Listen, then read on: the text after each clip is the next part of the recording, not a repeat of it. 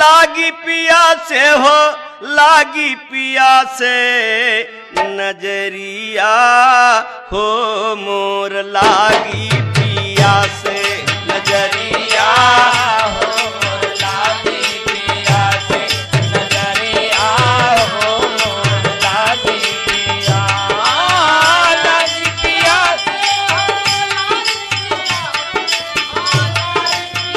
से हो लागी पिया से नजरिया हो मोर लागी नजरिया हो मोर लागी पिया।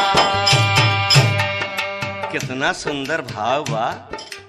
जेकर पिया से लगाव लग जाए तो फिर दूसरे का सहारा ले क्या जरूरत बा। बाजी बा